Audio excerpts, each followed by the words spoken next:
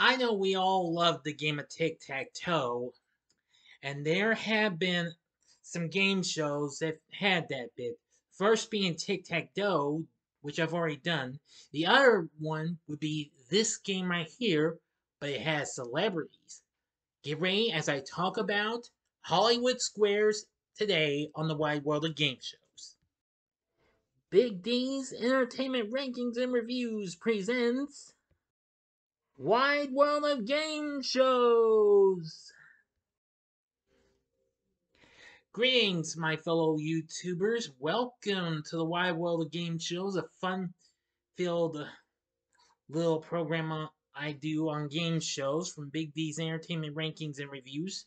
This is Doyle, better known to as the Big D.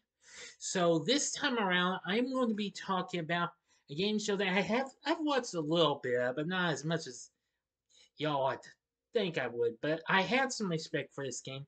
And this game was a game that featured all kinds of celebrities and what have you.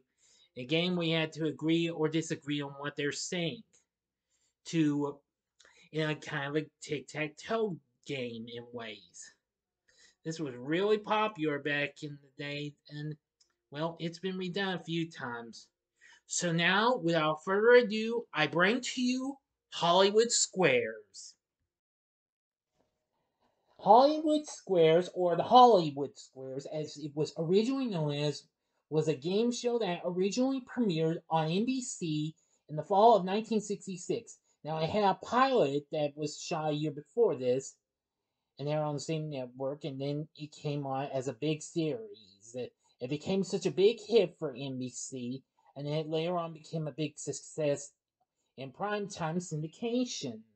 And it has been redone 3 times. Now, I'll only be talking about the original daytime version as well as later versions, except for the match game Hollywood Squares Hour, which will be in the next episode.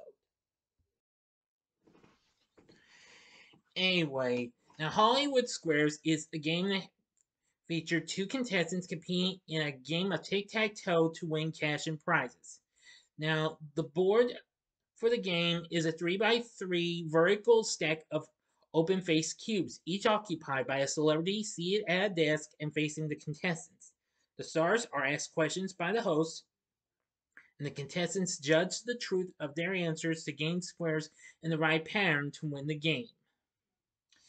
Now, originally the show was produced by Hitter Quigley Productions, which, of course, would later go on to co-produce Hanna-Barbera's animated hit Wacky Races in '68.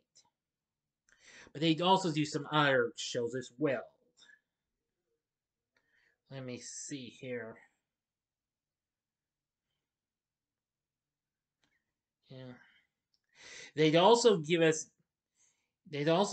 some other games like High Rollers and Gambit.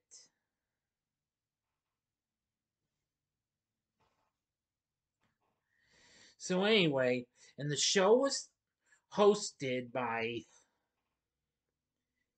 Peter Marshall.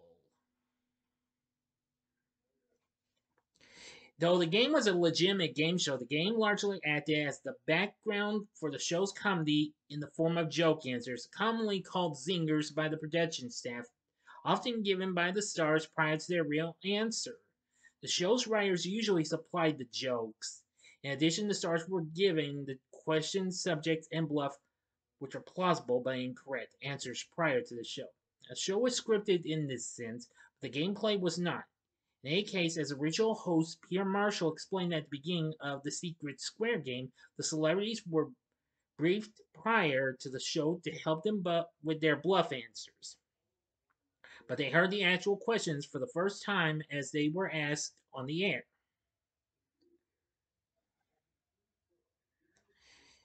Now, though there have been variations over the years in the rules and the prizes in the game, certain aspects of the game have remained fairly consistent. 2 contestants compete in every match, one playing X and the other O. With rare exceptions, the matches were male versus female, with the male playing the X position and referred to informally as Mr. X, while the female playing the O position and referred to informally as Miss Circle. One of the contestants was usually a returning champion. Taking turns, each contestant selected a square.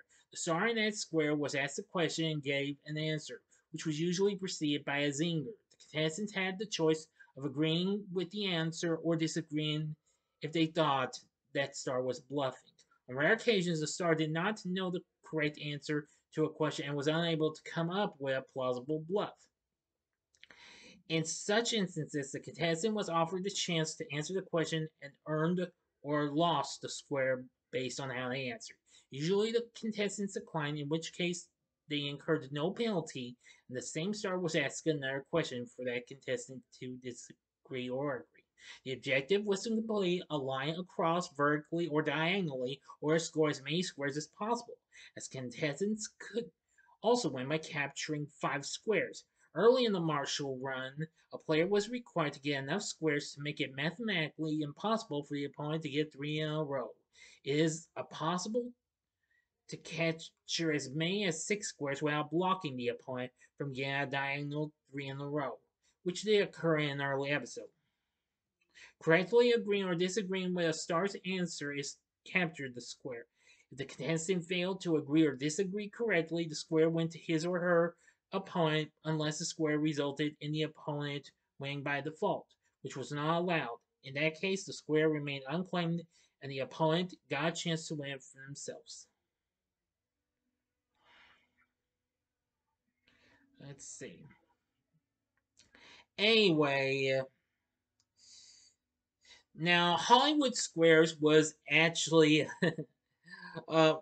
big thing to come at NBC since they already had Concentration, Jeopardy, You Don't Say, Let's Make a Deal, and Match Game. Of course, before Match Game went to CBS and Let's Make a Deal went to ABC. Anyway, so this was a short-lived game show powers block for the Peacock Network. Anyway, the show started out in 1966 and ran for a pretty long time until 1980. After about 5 years, it later got a syndicated nighttime version, which Marshall hosted from 71 to 81. Now, the daytime series was played as a best 2 out of 3 match between returning champion and the opponent, with each individual game worth $200 to $400 per match. Originally $100 for each game, and an additional $300 for the match that totaled $500. Originally a 5-match champion retired with an additional $2,500, and the Secret Square prize package, if not yet won, and a new car. The cash bonus was increased through the years. By 76, the prize for a 5-day champion included additional cash ranging from $5,000 or $10,000, 2 new cars, and a luxury vacation, with a total value somewhere between $20,000 and $25,000. And in September of 76, an endgame was added after each match, with the champions simply selecting a star, each of whom held an envelope with a prize. The top prize was $5,000, with additional prizes ranging from small kitchen appliances to items worth up to about $2,000. The nighttime versions feature the same 2 contestants playing for the entire half hour, with each completed game worth $300 or $250. Now, $300 was for the primetime NBC version and $250 for syndication. On the syndicated version, if time ran out with a game still in progress, it's interrupted by a loud horn that the host called the tacky buzzer. Each X or O on the board at that point was worth an additional $50 to the contestants, with each contestant guaranteed at least $100 in winnings.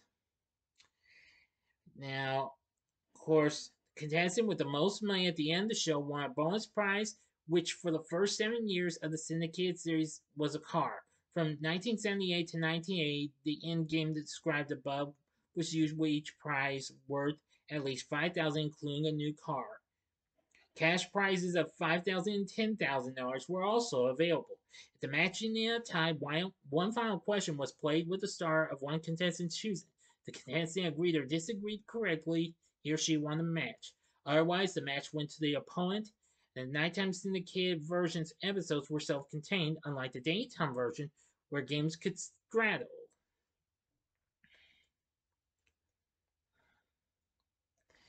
Anyway, now, originally the show was, well, now, Burt Parks hosted the 1965 pilot, which was taped at CBS Television City.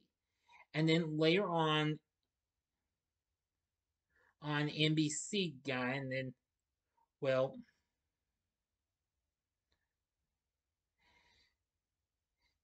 so they decided to do that.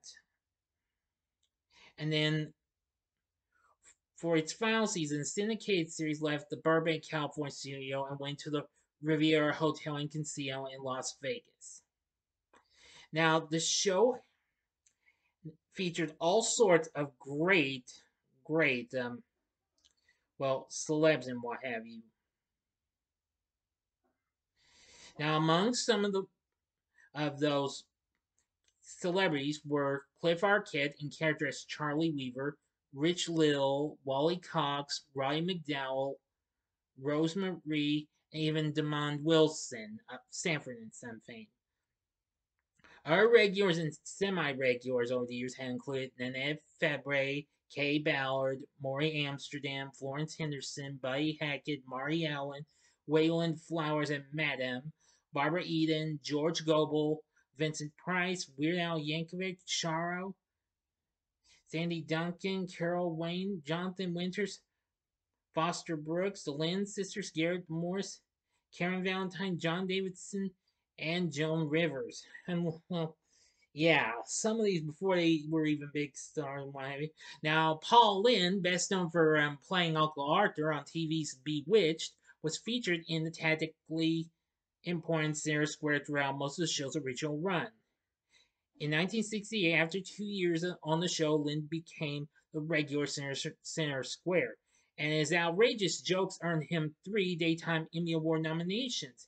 And he left the series after taping the August 20 to 24, 20th to 24th, 1979 week of shows and was replaced by Wayland Flowers. Lynde returned when the series was relocated to Vegas. Let's see. And the Secret Square game is played as the first game on a broadcast, and what have you. In this game, a randomly selected secret square is shown only to the home audience by the shot of the television camera. The contestant who picked that square during the game won a bonus prize package if they correctly agreed or disagreed with the star. Really something. Anyway, also during run in 1969 there would be storybook squares. Let's see. And then it would be back again 76 to 77. It aired on Saturday mornings for a half a year in 69, featured stars dressed as various fictional characters from television and fairy tales, as well as historical figures. Now, when the show was brought back in 76 to 77, it had a slight retooling where instead of children playing, entire families played. And in an interview with East True Hollywood Story on March 30th, 2003, Mr. Marshall lauded the concept, but lamented that by the time each of the characters was introduced, very little of the show's half-hour format was left for actual gameplay. Now, of course, in 1983, the show was back again, paired with Mark Goodson's Match Game, as the Match Game Hollywood Squares are, but that'll be saved for a later. That'll be saved for next time. And that only ran for one season in 84, but 2 years later, it was back again, and well, and was hosted by John Davidson. I've seen a little bit of this. Yes, he who was a semi-regular panelist I had mentioned. The game used the original version's rule what have you. Well, however, this version ran for 3 seasons. The end of the final episode video clip from the first week of shows was run, introducing the celebrities who had appeared that week. Davidson, the panelists, the audience, and the crews then sang happy trails under the credits. Excuse me, everyone. The second game of each show was a secret square game. As with the original version, the secret square was revealed to the home audience. If a contestant chose that square, a school bell sounded, and if the contestant agreed or disagreed correctly, they'd win a prize, usually a trip. The prize did not increase in value from one show to the next if it was not collected. The bonus round, however, first 2 seasons employed a bonus round that was similar to the one used on the 1970s game show Split Second. 5 cars, each of the same brand or make, were displayed on the stage for the entire week. The champion chose one of 5 keys and then chose the car they thought the key would start. The contestant also chose at least one celebrity to stand beside the car or sit in it with them for good luck. At times, the entire panel congregated near the car, especially on Friday shows or when a champion reached a 5th win and automatically retired with the car. If the chosen key started the car, the contestant won and retired. Otherwise, the contestant returned the following day with that car eliminated should he or she return to the bonus game. After a 5th victory, the contestant automatically won the only car still in play at that point and retired. Now, for the final season, the champion first chose a car. Then one of the 9 celebrities each held a key. 5 of them had the correct keys, while the other 4 had keys that would not start any car. The champion failed to win the chosen car. It remained available after subsequent victories instead of being eliminated. The 5-day limit was removed, allowing champions to remain on this show until they either won a car or were defeated. Now, yeah, sorry, I was just getting a little ahead of myself. In 1998, the show was back once more as King World, who of course was currently distributing game show juggernauts like Wheel of Fortune and Jeopardy, got the entire worldwide rights from the show from Orion Pictures Company, who had formerly held the rights to that. Now, Whoopi Goldberg was brought in to be the executive producer, and well, in her company, along with Moffat Lee Productions, which was accompanied by John Moffat and Patrick Lee, who were producers of the show, along with Columbia TriStar Television at Sony, and King World handled distribution for themselves. In September of 1998, the show debuted with Tom Bergeron, who would later host America's Funniest Home Videos later on as its host. Now they also consider Mark Summers, who hosted Nickelodeon's Double Dare, to host. Whoopi Goldberg, of course, served as the permanent center square in addition to her production duties. There'd also be others. Series head writer Bruce Valanche was part of the group, so was Gilbert Gottfried, Martin Mull, and Caroline Rainey. They were regular panelists, and there were various other semi-regular panelists such as Brad Garrett, Bobcat Goldthwait, Jeffrey Tambor, George Wallace, and Kathy Griffin, and many others.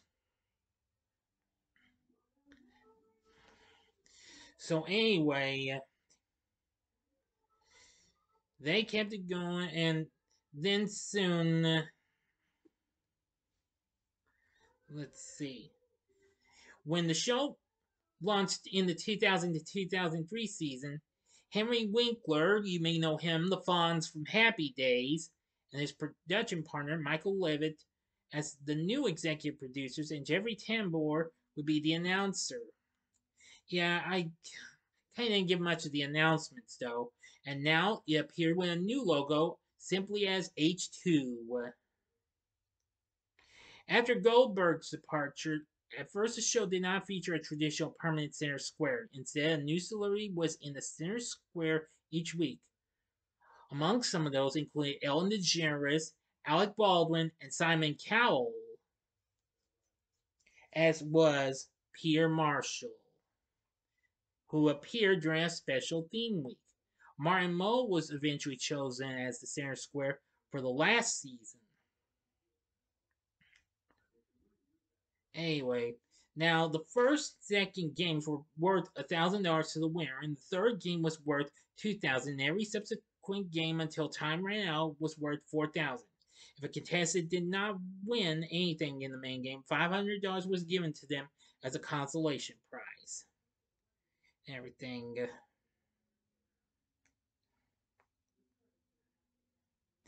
Now, they also had the secret square.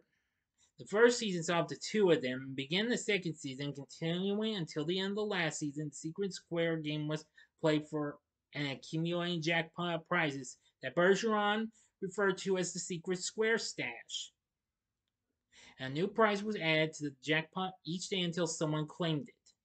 Now, during the Bergeron run, the bonus round went through changes.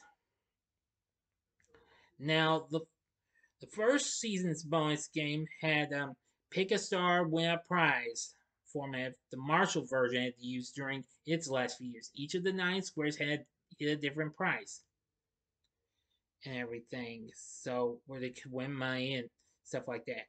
Then there was the big money round, where the champion faced a general knowledge trivia round with their choice of any of the 9 celebrities. Again, each of the celebrities held envelopes with varying dollar amounts inside. If the champion picked a square that contained more than one person, the champion selected only one person from that square. The champion was given 60 seconds to answer as many questions as possible and was allowed to consult their celebrity partner for help. However, only the champion's answers were accepted. Each correct answer was worth the amount in the envelope, which was revealed at the start of the round. At the end of the 60 seconds, the champion was given a chance to either quit with the money earned in the round or attempt to go double or nothing on an open-ended final question, with the category given to the contestant before he or she made the decision to play on. Now, and the keys. As part of the overhaul done for the 5th season, a new bonus round was conceived. Taking a key from the 80s syndicated series, the round involved contestants using keys to try to win prizes.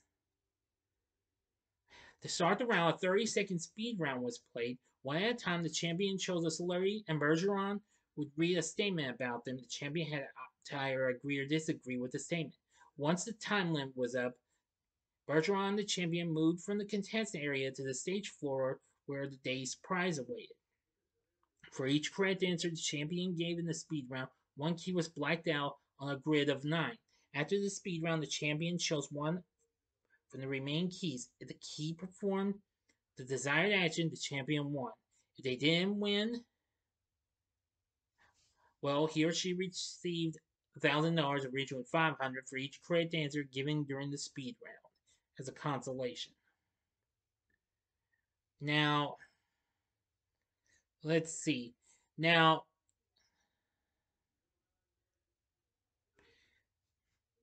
for season 5, the prize levels and the methods to win them were as follows.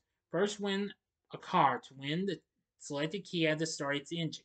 Second, $25,000. To win, they had to unlock a safe with a selected key containing it.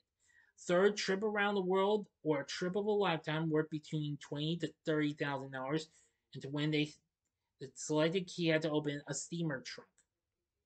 The fourth and fifth ones were $50,000 for the fourth and fifth for $100,000. To win, a safe needed to be unlocked. On occasion, a gift certificate to an upscale merchant was placed inside the safe instead of the designated cash prize. This was usually done for special theme weeks or tournaments. Also, for theme weeks, each match's winner would also have one extra key removed at the start of the round since they would only play once.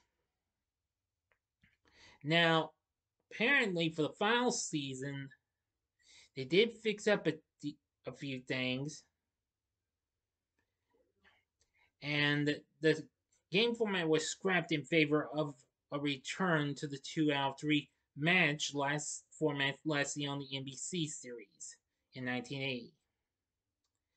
And well, the bonus round from the previous season remained and what have you. But the rules, however, were different. All 9 keys were in play every time a contestant played the bonus round, regardless of whether he or she had won the prize in the previous round or not. Each correct answer in the first half of the round was only worth $500 if the prize was not won. And so on. That's all I'm going to tell you. I've Give me a whole lot and everything. There'll also be more spin-offs to come out after this, coming up with Hip Hop Squares, which aired on MTV2 in 2012 and then was brought back on VH1 5 years later. Never saw it though. Let's see. There was even one called the West Virginia Squares and was streamed on a local TV station's official YouTube channel. Really something. Then CMT had Nashville Squares, which was hosted by the late great Bob Saget, whom we lost last year. Actually, today's the day we lost him, as a matter of fact.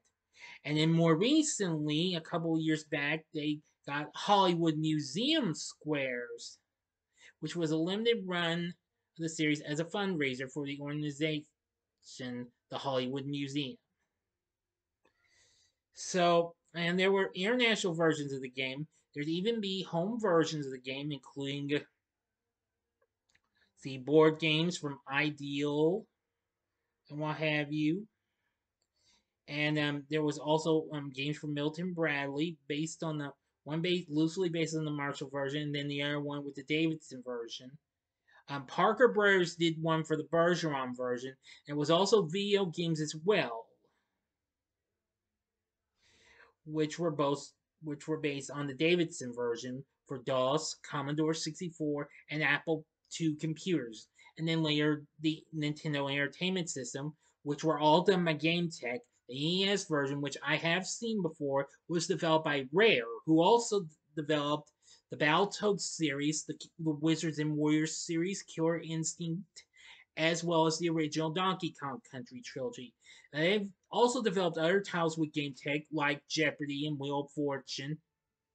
But anyway, and Tiger Electronics did a handheld game based on the Bergeron version. Excuse me. Anyway, there's just so much to talk about.